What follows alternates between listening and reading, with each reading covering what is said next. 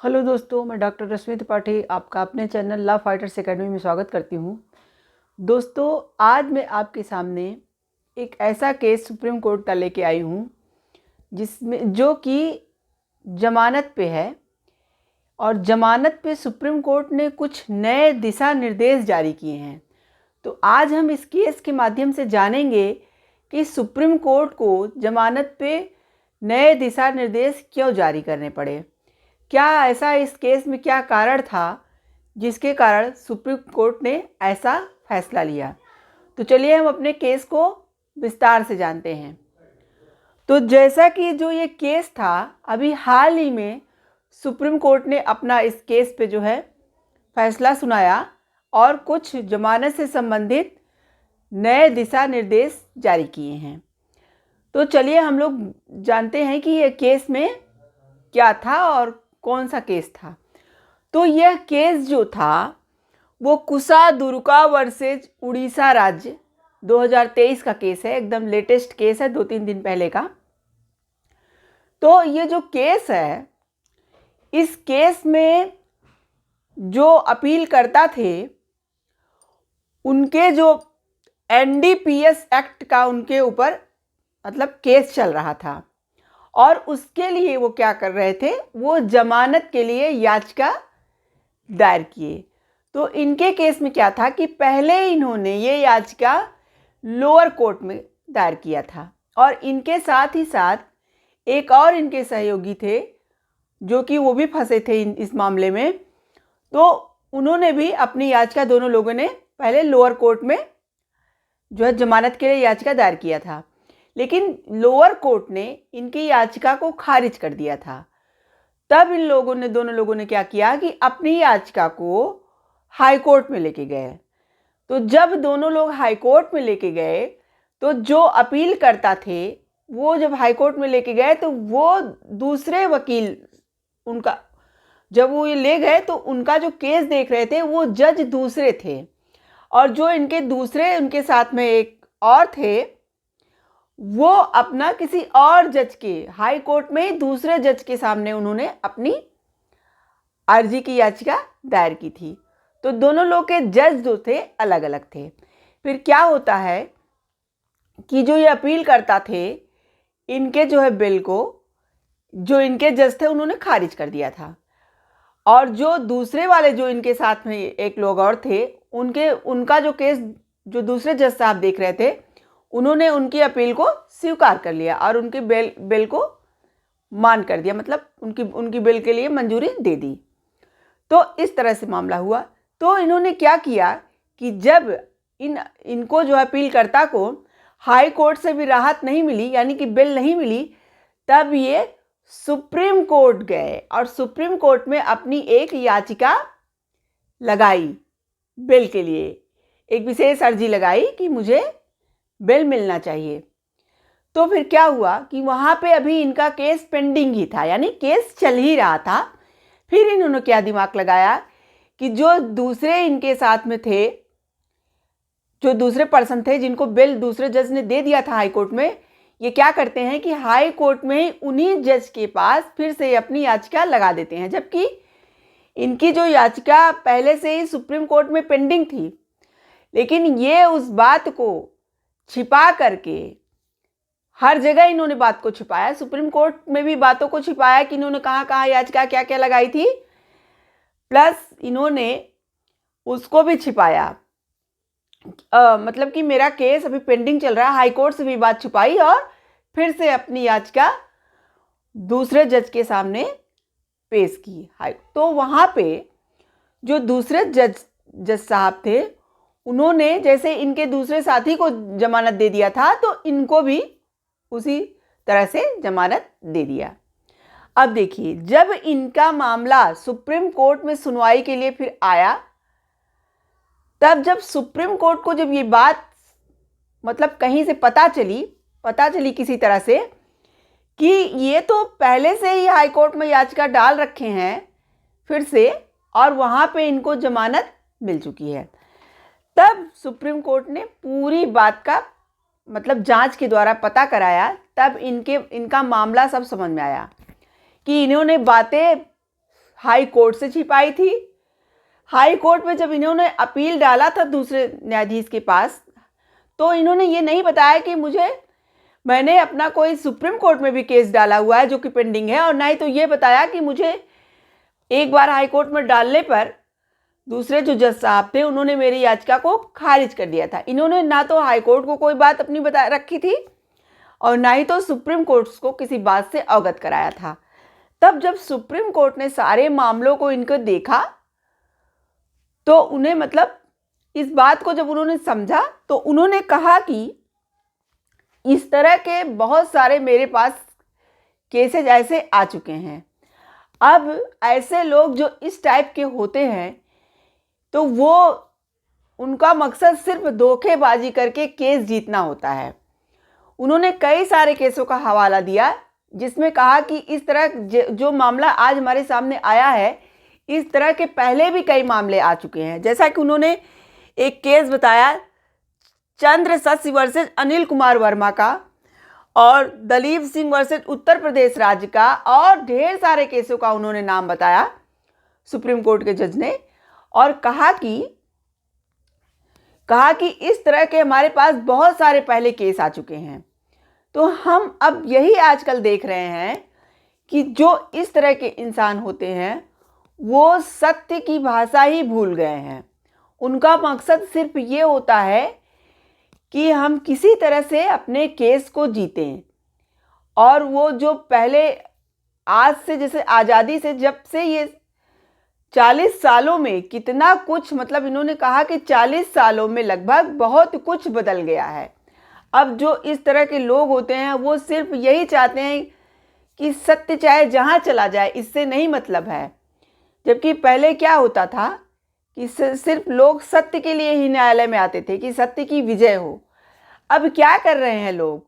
अदालत को, न्यायालय को मूर्ख बना रहे हैं और अपने जो है ये उल्टी सीधी हरकतों से सिर्फ केस को जीतने का उनका मकसद होता है।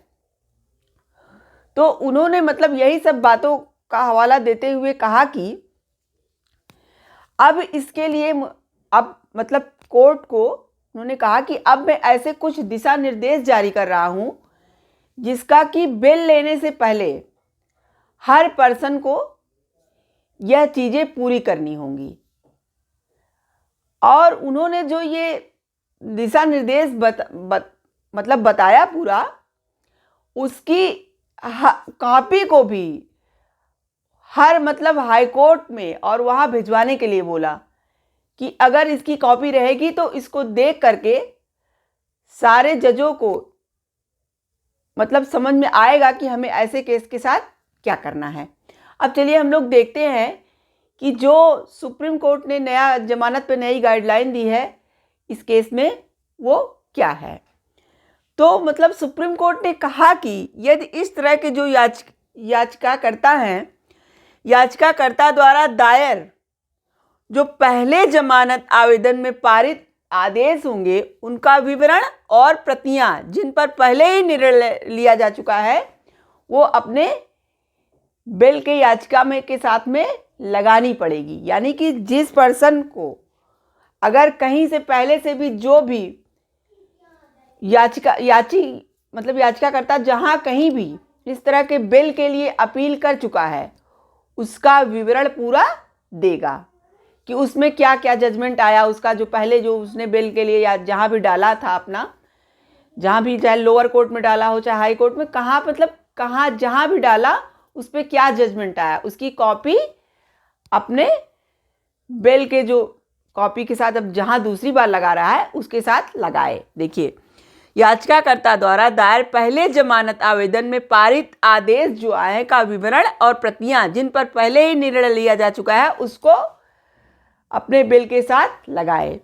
और फिर दूसरा इन्होंने क्या दिशा निर्देश दिया, याचिकाकर्ता द्वारा दायर किसी भी जमानत आवेदन का विवरण जो किसी भी अदालत में हो या लोअर कोर्ट हो या हाई कोर्ट हो में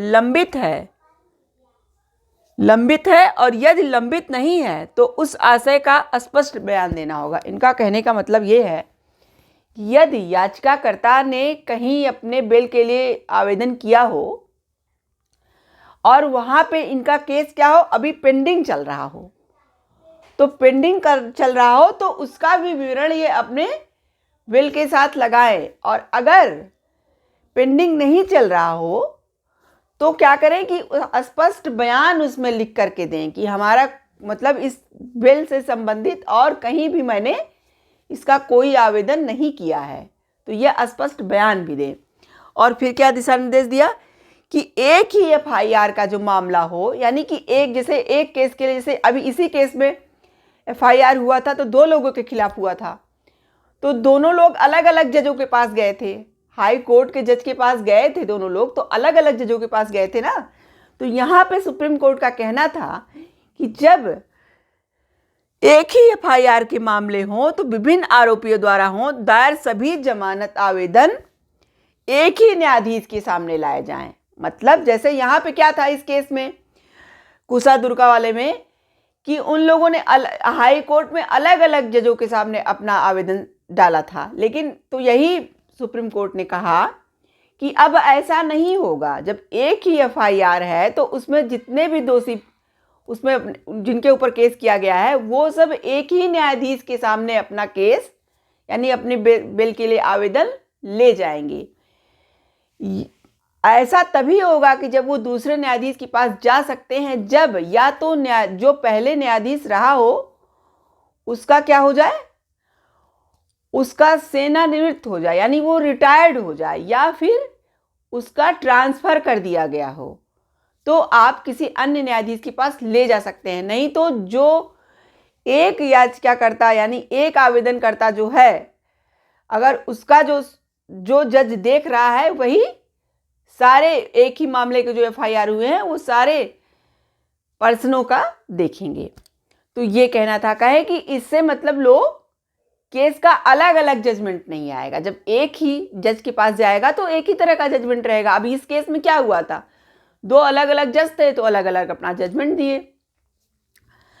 अब फिर इन्होंने और क्या बात बताई कि मामले के जो जांच अधिकारी होंगे, इन्होंने ये भी दिशा निर्देश दिया सुप्रीम कोर्ट ने कि जो मामले के जांच अधिकारी होंगे या फिर राज्य सरकार के वकीलों को सलाह देने के लिए जो अधिकारी बनाए गए होंगे, उनका यह कर्तव्य बनता है कि वो उस केस से संबंधित सभी जानकारी अपने वकील को दें या कोर्ट में बताएं। जो जांच अधिकारी हैं वो या कोर्ट को बताएं या उस वकील को जो उस तरफ से केस लड़ रहा हो उसको पूरी इंफॉर्मेशन दें, यह उनका कर्तव्य है।